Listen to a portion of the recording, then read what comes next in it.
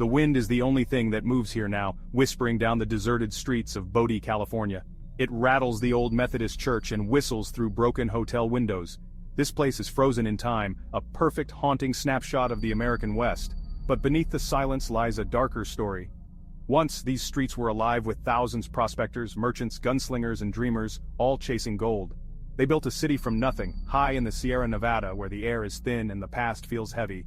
The buildings still stand, weathered and leaning, silent witnesses to hope, greed, and violence. Saloons, hotels, and halls line Main Street, reminders of a town that lived on the edge. Walking through Bodie is like stepping into a real-life western, except everything here is authentic, left behind in a hurry. The town wasn't just abandoned, it was deserted almost overnight. Every artifact, every splintered board tells a story. Why did Bodie die? What happened to turn a booming city into a ghost town? The answer is buried in these silent hills. Today, the silence is a stark contrast to the chaos that once ruled here. Bodie's story is waiting to be uncovered.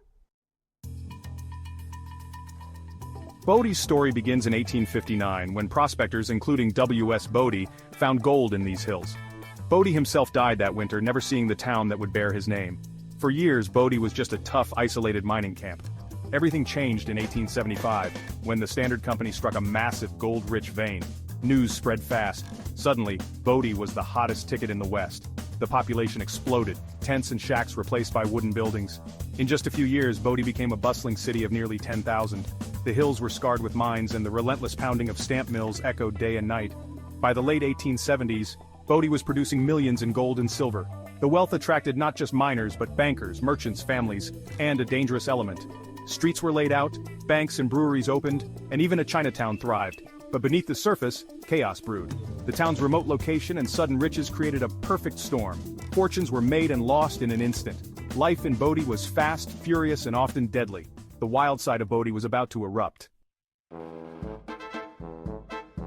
Legend says a little girl wrote, "Goodbye God, we're going to Bodie," capturing the town's wild reputation. Bodie was infamous for lawlessness, a place where the 10 Commandments were broken daily. Saloons were the heart of the chaos. More than 60 packed into a few blocks filled with miners, gamblers, and outlaws. Fights and gunfights were nightly events. Killings were almost routine. Law was more suggestion than rule, and the cemetery grew as fast as the town.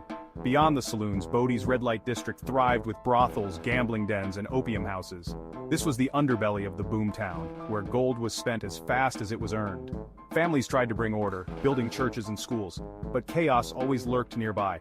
In Bodie, sin and salvation were in constant battle. The town's wildness was both its curse and its allure. For many, Bodie was a last chance, or a last stand. It was a place where you had to watch your back.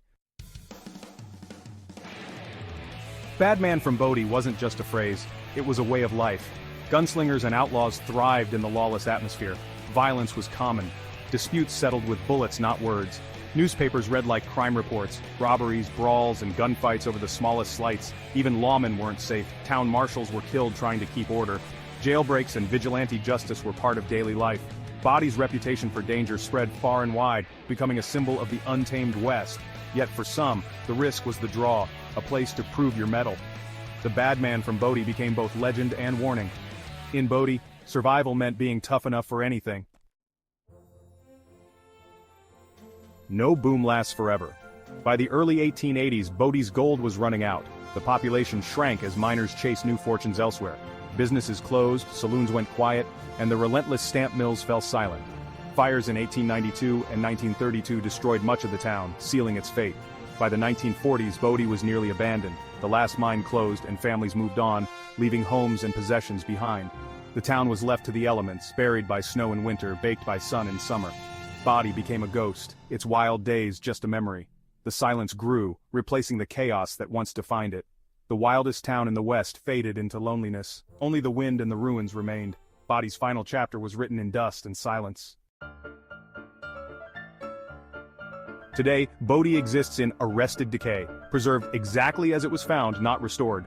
The California State Park system keeps the town frozen in time, stabilizing buildings but leaving their weathered exteriors untouched. Walk through Bodie and you'll see real artifacts. Tables set for meals never eaten, books open on school desks, shelves stocked with century-old goods. These aren't props, they're the actual belongings of Bodie's vanished residents. Every object tells a story, a child's toy, worn boots, a calendar frozen on a forgotten date. Peer into the saloon, the morgue, the general store, each a window into the past. Bodie is more than a ghost town, it's a monument to ambition, hope, and the harsh reality of the Wild West. The silence here is profound, echoing the noise and dreams that once filled these streets. Time has reclaimed Bodie, leaving only whispers and stories in the dust. It's a haunting reminder of how quickly fortunes and towns can vanish. Bodie endures, a silent witness to the rise and fall of the American frontier.